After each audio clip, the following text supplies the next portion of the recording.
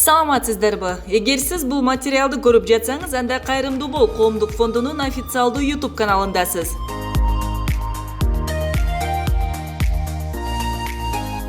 Алгач видеону баштаардан мурун биздин каналга катталып, подписаться кнопкасын басып коюуну унутпаңыз. Демек, сиз бул кнопка аркылуу кайрымдуулук кылып жатасыз.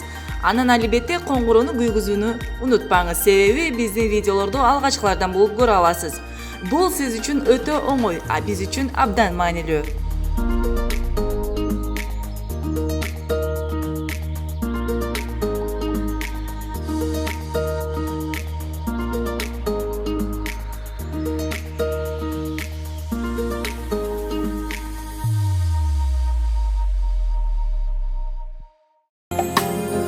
Janardağım apa, can sırrımsın apa, barasılım apam kuanı.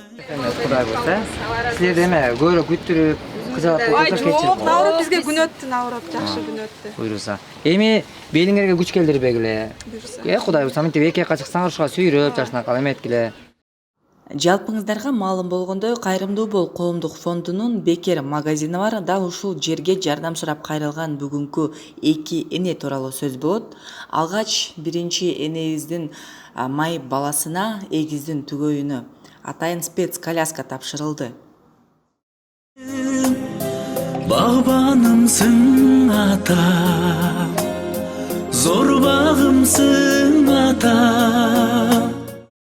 Assalamu alaikum, hurmatlı mekendeshler. Biz bugün Kayrımdуу бол fondunun Beker dükkanında oturabız. Бұл dükkanında bugün günü biz daima uşul sizlerge har bir bergen nersebizdi çağaldırıp kelebиз. Çağaldırılgandan maksat oşo bergen adam ушул биздин бергенибиз каякта болду, кимге кетти деген бир күмөндө калбасын үчүн ушул чагырылгандан максат ошол отчет катары. Бизде мына Алихан деген балабыз мына ушу төрөлгөндөн бери ДЦП оорусу менен ооруп атат экен. Мына ошого өтө коляска муктажбыз деп канчадан бери бул эжекебиз байланышат. Ошо байланыштын негизинде бүгүн эжекебизди чакырып мына Мирнийдан келген колясканы ушул Алиханга берели деп чечип, мына азамат экөөбүз ушун туура көрүп атабыз. Бул өзү коляскадагы жана спец коляска экен атайын. Ушуну берүүнү туура көрүп атабыз. Мына Алиханды бир отургузуп көрөлү бул жака. Tiregimsin ata, çırağımsın apa, altınım sen menin maqtanamın apa, men seni Mekke. Assalamu alaikum. Урматтуу мекендештер, урматтуу бир туугандар.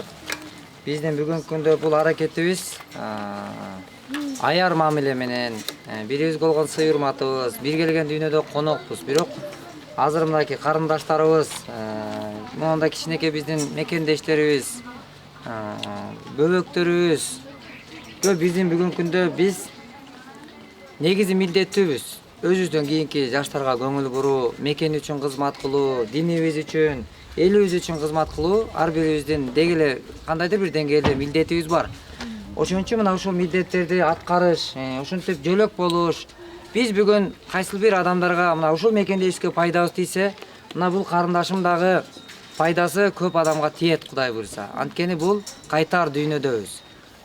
Аллахтан, инсандан кайтпаган нерсе биз кайтат деген үмүттө эмеспиз. Биздин үмүт бар Кудайдан.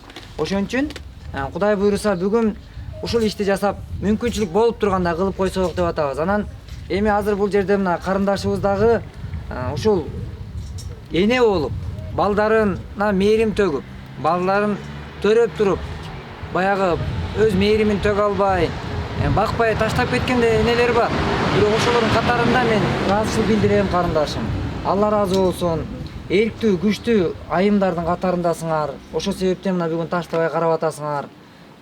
Мисалы бир үй бүлөдө бүгүн уул балдарын ата эне багып карашлык кыйынга туруп атат. Бирок мына ошол өмүрлүк жолдошуңардан жаткан жер жайлуу, кабыры нурдуу болсун. Ошо бүгүн биздин кылган ишибизден ошол атасынын арбагы ыраазы болот деген үмүттөбүз, ойдобуз. Кудай астында. Ошон үчүн эч убакта чөкпөгүлө мындай бир мен аябай эметип атам. Мындай терең ыраазычылык кыскасы, Кудай буйруса Алла ыраазы болсун. Ошол жөнөткөн Мирныйдан жөнөткөн мекендештер, ушу сиздердин жөнөткөн коляска бул айрым адамдар үчүн кичинекей нерсе болушу көрүнүшү мүмкүн. Бирок бул нерсени көрсөтпөй эле, чагылдырбай эле берип койсоңор деле болмок. Кичинекей иш кылып эмнеге мынча жар саласыңар деген сыяктуу дагы сын пикир болуп калышы мүмкүн.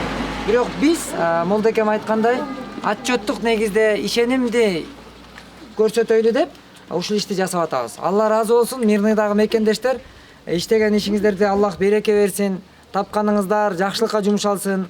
Ошол жакта жүрсөңөр дагы, алыста жүрсөңөр дагы, мекенден четтесиңер, бирок мекенге болгон көз карашыңар, ушундай салымыңар өтө зор. Алла ыраазы болсун баарыңыздарга. Ушул Азамат байке менен Ражап агайга чоң рахмат. Анан Мирныйда жашап жаткан биздин мекендештерге чоң рахмат. Ушундай инвалид бала болсо да көмүскөдө калтырбай колдоп буттаганыңыздар үчүн чоң рахмат. Анан мындан тышкары коляскадан тышкары дагы анча мынча ушул кички балдарга кийим кечектери дагы бар экен. Аларга да чоң рахмат. Азыр көптүр салымыңыздарды кошуп атканыңыздарга чоң рахмат. Сиздердин ишиңиздерге албан ийгиликтерди каалайм. Мындан дагы илгерилей берсин. Кудай өзү колдосун. Чоң рахмат. Алпарамын апа, баланын тилеген бакталайын, асыл жансың ата. Бир эле сөзүңө шаттанамын ата, мен сени Меккеге алып барамын ата. Темирди тарбия жан талабын, таянарым ата.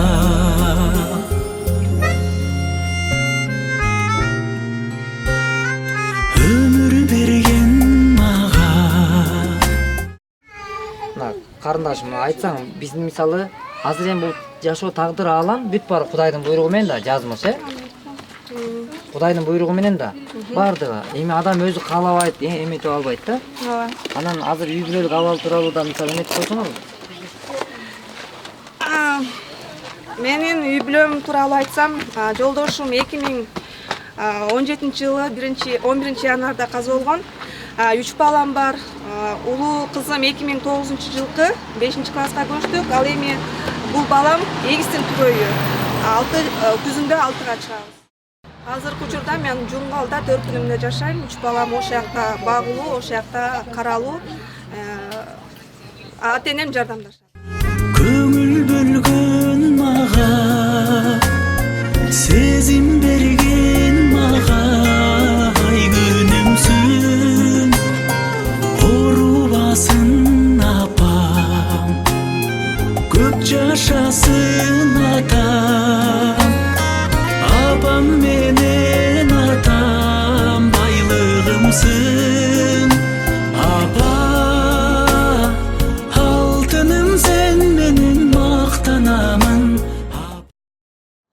Бул күн жыйынтыкталып, коляска тапшырылгандан кийин дагы бир жардам сурап 5 баласы менен көчөдө аялдамада калган энеке бул магазинге биздин Нургазы деген көрөрман аркылуу келген.